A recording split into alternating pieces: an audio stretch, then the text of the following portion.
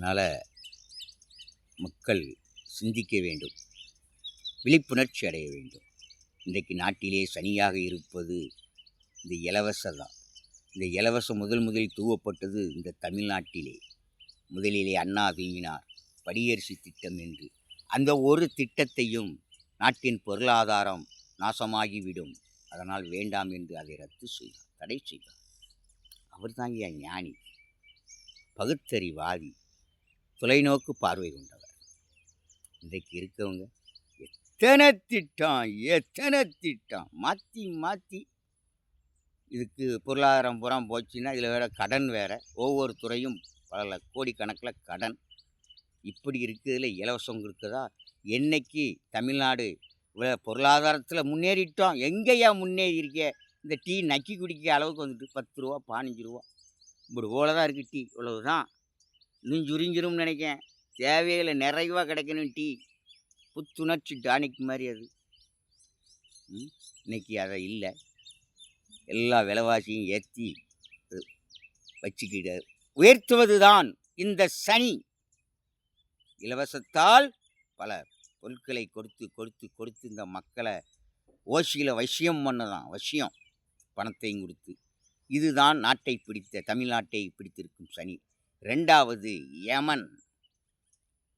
போதையை ஒழிப்பதில் சர்வதிகாரியாக இருப்பேன் என்று சொல்லிவிட்டு போதை கடை நடந்து கொண்டிருக்கிறதே, டாக்டர் கலைஞர் சாராய கடை, அது ஒழியணும். அவன்தான் அரக்கன், அவன்தான் இன்னைக்கு நாட்டை பிடிச்சு உழுக்கிற அரக்கன். அந்த அரக்கனையும் இந்த சனியையும் தொலைந்து விட்டால் இந்த தமிழ்நாட்டு மக்கள் தான் துரத்தணும். அரசியல்வாதி ஒரு நாளும் துரத்த மாட்டான். நீங்கள் தான் உங்கள் மனம் ஓட்டு போடணும்.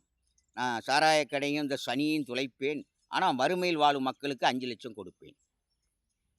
குடியா? எந்தெந்த நாட்டுக்கோ உதவி செய்தானா லேசாங்கதுக்குள்ளே அங்கே அனுப்பி வச்சோம்.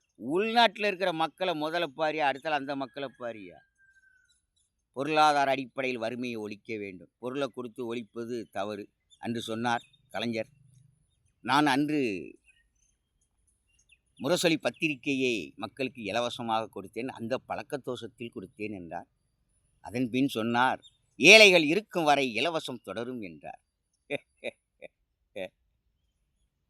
இன்றைக்கு என்ன ஆச்சு? இந்த இலவசமே நாட்டின் பொருளாதார நாசம், பக்கத்து மாநிலத்தையும் வேட்டு வச்சுக்கிட்டு இருக்கு. இன்னைக்கு இந்த சனி அமுன் துளைத்தால் இந்த தமிழ்நாடு தலை நிமிரும். தொலைக்கலைன்னா தலை குனியும். மண் காக்க, மானங்காக்க, மொழி காக்க, எதையா இவர்கள் காத்தார்கள்? எதையும் காக்காம காத்தேன்னா என்ன? இதுதான் பகுத்தறிவா? உண்மையை பேசு உயர் உண்டு, உழைப்பே நேசி வாழ்க்கையில் வெற்றி உண்டு. செய்யுந்தொழில் எத்தொழிலோ அத்தொழில் உனக்கு தெய்வம், அதில் உன் திறமை காட்டு. தரம் ஒன்றே நிரந்தர பொருளாதாரத்தை கொடுக்கும். தரம் இல்லை என்றால் உன் பொருளும் போச்சு, பொருளாதாரம் போச்சு, உன் பதவி போச்சு. எத்தனை நாளைக்கு மக்களை ஏமாற்ற முடியும்? என்ன? அதுபோல் அரசு ஆட்சி ஆண்டவன் ஆட்சியாக இருக்க வேண்டும். அரசு பதவியிலே இருப்பவர்கள் சாமிகளாக இருந்து மக்களுக்கு உதவி செய்து உயிரை காக்க வேண்டும். அரசின் காவல் நிலையமும் நீதிமன்றமும் நீதியின் கோயிலாக இருக்க வேண்டும். ஜெய் மாதாஜி, ஜெய் அருட்பெருஞ்சோதி, ஜெய் அண்ணாமலையார்ஜி, ஜெய் உண்ணாமலை. அருள் புரியும் ஆண்டவருக்கு கோடான கோடி நன்றி. உங்கள் மக்கள் தோழன் அருட்ஜோதி மைந்தன். நான் என்னைய பெரிய சித்த இறைவன் கொடுப்பதை உங்களுக்கு வெளிப்படுத்துகிறேன். நீங்கள் நம்பினாலும் சரி, நீங்கள் நம்பாவிட்டாலும் சரி. ஏன்னா உங்கள் மனம் ஒன்று. இன்றைக்கி அப்புறம் அரசியல்வாதிக்கு நீங்கள் சால்ரை அடிச்சுட்டு இருக்கீங்க. இறைவனுக்கு தொண்டனாகவில்லை, இறைவனுக்கு தொண்டனாகுங்கள். இந்த அரசியல்வாதியெல்லாம் ஓடி போயிடுவான். ஆன்மீகம் ஒன்றுபட்டால் சூனியம் ஓடிவிடும்.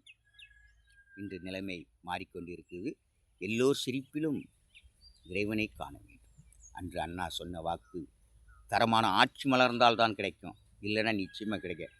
சொல் ஒன்றும் செயல் ஒன்றுமாக இருப்பர். நல்ல ஆட்சியை தேர்ந்தெடுங்கள். இலவசம் கொடுக்காத ஒரு ஆட்சியை தேர்ந்தெடுங்கள். நல்லதே நடக்கும், பிறக்கும். இல்லை என்றால் இந்த சனியும் யமனும் உங்களை வாட்டி வதக்கி உங்களை வாழ்க்கையை சீர்குலைத்து விடும்.